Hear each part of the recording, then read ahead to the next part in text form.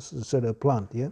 So this is the kind of a approach we need to take, is that we need to let go as soon as any sort of thoughts arise, any sort of perceptions arise, any sort of any kind of imagination arise.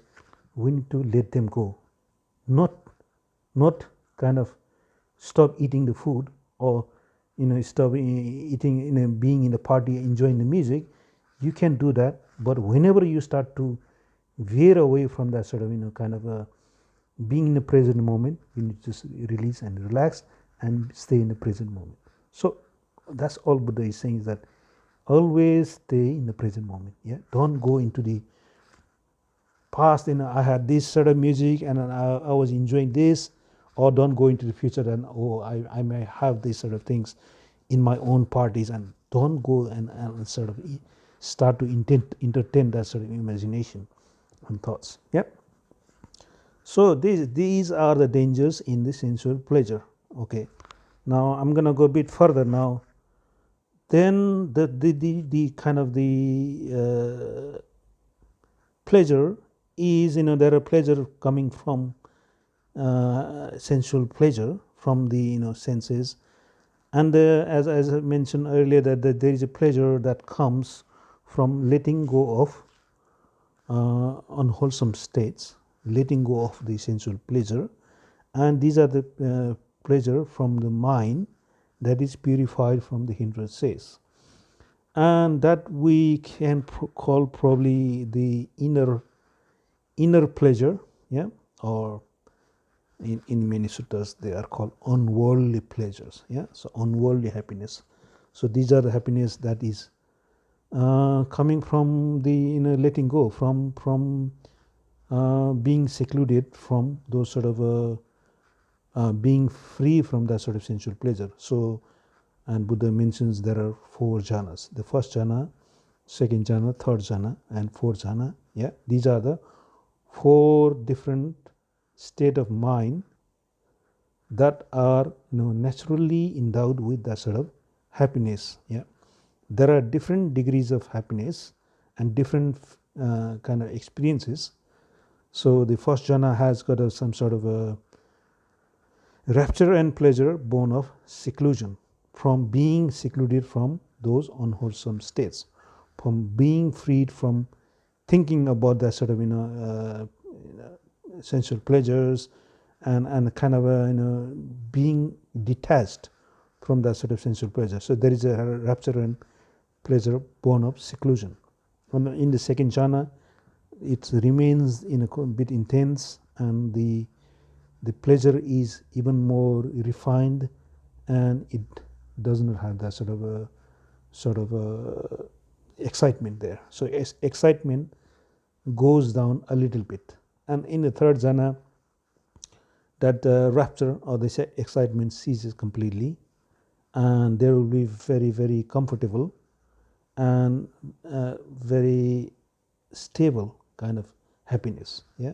So the third jhana is actually what the Buddha calls is the pleasure of the body. Yeah. So that's sort of 3 jhanas, and then in the fourth jhana, that pleasure is also let go of. So it just transcends the pleasure and pain, and it just goes into the feeling of equanimity. So that sort of feeling of being very, very balanced in the mind, being very, very stable. Your mind is not perturbed by any sort of kind of sensual thoughts, any sort of imagination.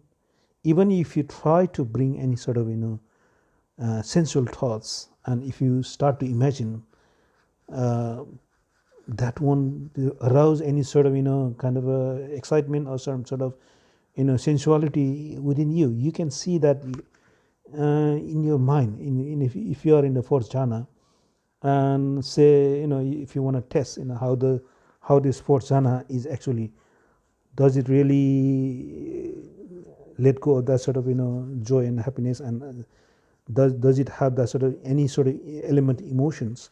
And if you experience that sort of fourth jhana, you can test it, and there is no kind of no harm in doing that sort of experimentation while you are practicing. I am quite a firm believer of practicing and testing everything for oneself, and Buddha encourages that sort of approach. He doesn't say and go and don't kind of do that sort of thing. He says that go and test it. Everything what I say is you're free to test it.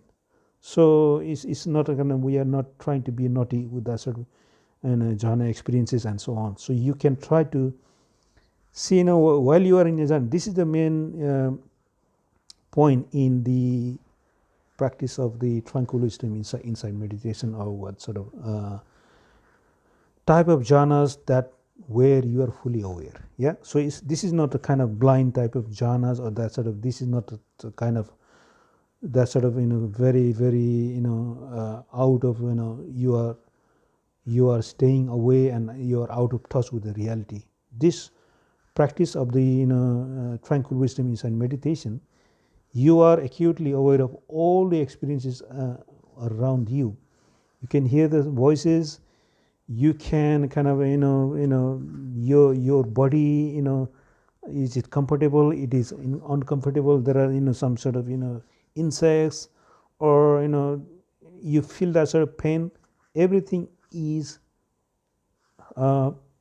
coming and going, and you are fully aware of that sort of